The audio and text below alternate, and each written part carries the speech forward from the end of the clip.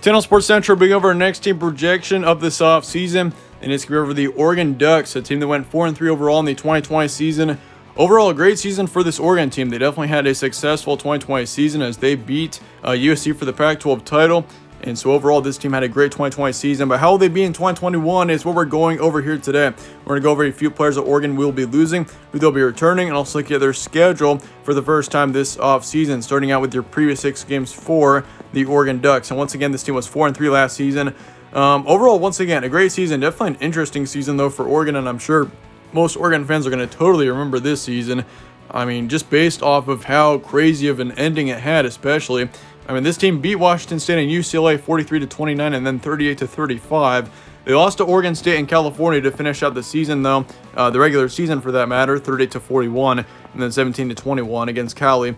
But this team was not supposed to be in the Pac-12 title. It was supposed to be Washington, of course, and this team was put in with a late notice, and because Washington, of course, fell with the COVID bug, and so Oregon got the opportunity to play for a Pac-12 title against USC. And talk about taking advantage of that opportunity. I mean, this team beat USC 31-24 in the Pac-12 title, which is an outstanding win. I mean, USC was by far the best team in the Pac-12 going into that matchup last season. So for Oregon, that was a big win there against USC 31-24, and that put them in a good bowl game against Iowa State. They took the loss, though, in that matchup 17-34. So even though it was a tough end to the season with a loss in their bowl game, this team still won the Pac-12 title, so that's definitely something this season will be remembered for Oregon fans.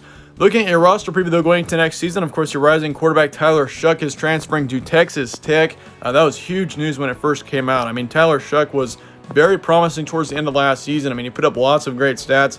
Last season, Tyler Shough for Oregon put up just right around 1,600 yards, 13 touchdowns, 6 interceptions, and a 64% completion rate, which, I mean, if you ask me, those are some pretty good stats. I mean, anything over a 60% completion rate is really good, and Tyler Shough was up with 64%. So that is going to be a tough loss there for this team, and for this Oregon team, which is kind of on the rise right now. I mean, if you look at how they ended last season, this team won the Pac-12 title with Tyler Shough.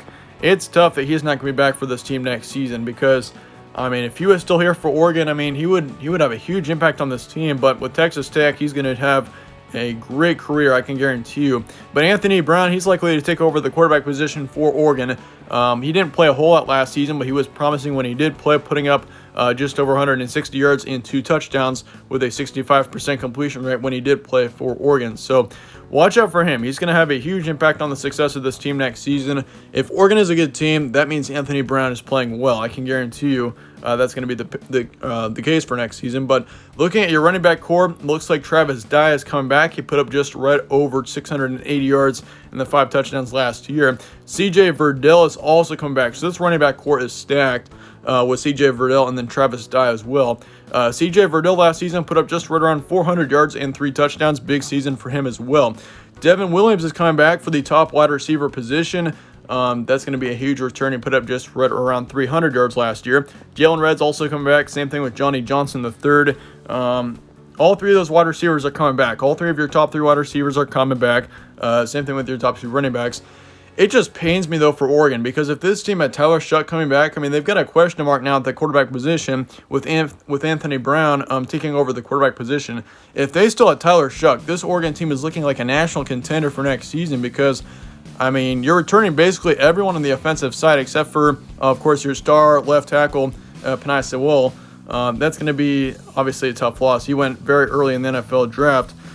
But, I mean, just for this team in general, like, even though, I mean, you're losing 5 on the defensive side with 3 in the secondary, 2 defensive linemen, but especially offensively, this team would have had definitely the best offense, I'd say, in the Pac-12 with, I mean, if you had Tyler Shough and your top running backs or your top wide receivers, this team was looking very good and very promising all around on the offensive side if they could have returned Tyler Shough. But once again, it's over. Tyler Shough is at Texas Tech now. But looking at Anthony Brown, I mean, once again, he's definitely a promising quarterback as well. We haven't seen him a whole lot play. We haven't seen him play a lot for Oregon yet, but I definitely think, I mean, with a little bit of practice and a good offseason, I mean, he could definitely be a good quarterback for this team. So watch out for him next season. Once again, I mean, the amount of success that Oregon's going to have next season is going to heavily depend on how well Anthony Brown does with Oregon. But looking at the defensive side, once again, you lose 2 defensive linemen, 3 in the secondary as well. So really, I mean, you don't have terrible losses there, but that's definitely something you gotta watch out for. But how much impact will losing Shough have once again?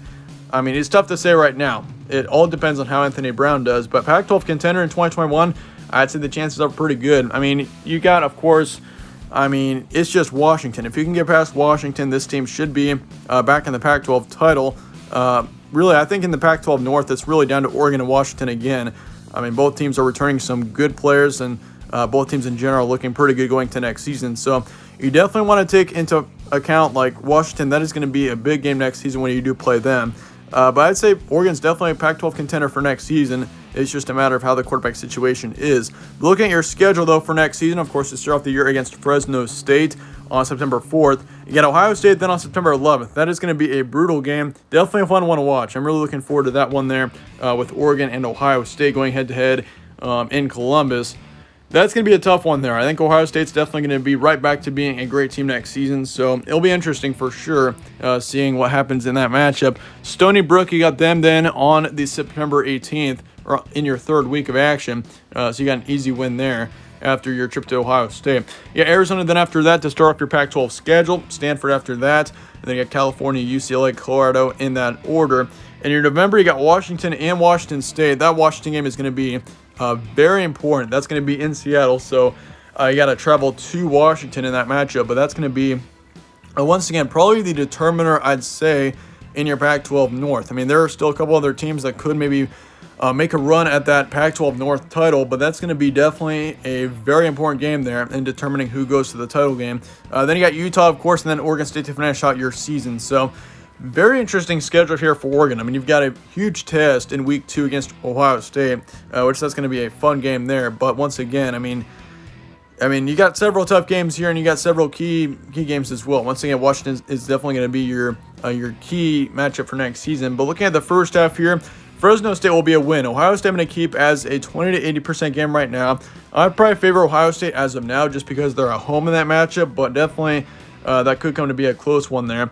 Then you got Stony Brook and Arizona. Both of those games will be wins. So you're definitely starting off the season in your first 4 games with at least 3 wins. It's just a matter of whether or not you can beat Ohio State. Then you got Stanford after that on the road. That's going to be a close one. Same thing with California. I can see that matchup being close as well. Looking at the second half, though, UCLA, that's going to be a close one with it being on the road. Colorado, Washington, both are going to be close ones. Colorado's going to be an interesting team next season. Watch out for them. I mean, you've got a pretty tough stretch, I'd say, between October 23rd and November 6th. All 3 of those games are going to be pretty close ones. And, of course, at the end of those 3 games, you got Washington, which, I mean, that's going to be a tough one there in that matchup. That's going to be a very important one once again. Basically, the winner of that matchup, I'd assume, will be in the Pac-12 title game. Washington State will be a win. Utah's going to be close. Oregon State's also going to be close, though. So I got you getting 4 guaranteed wins. The ceiling is going to be very high for this team. I've got 11-1 for your ceiling, but your floor at the same time is going to be pretty low. I mean, once again, it just all heavily depends on how your Anthony Brown is. I mean, if Anthony Brown has a lot of success with this team, I mean, this team could be a 9 to 10 win team next season, definitely maybe even an 11. But if he doesn't play as well, 7 to 8 wins, I think, would be pretty reasonable for this Oregon team. Once again, your projection will be kind of right in the middle there with a 9-3 record. I'd say overall, I mean, 9-3. If you do get up to 9 wins, that would be a big or a great season for Oregon for that matter. But let me know your thoughts in the comments below on Oregon. Let me know your record predictions and all that down in the comments. I appreciate you guys for watching, though. Stay tuned for more from All Sports Central. I'll see you guys later.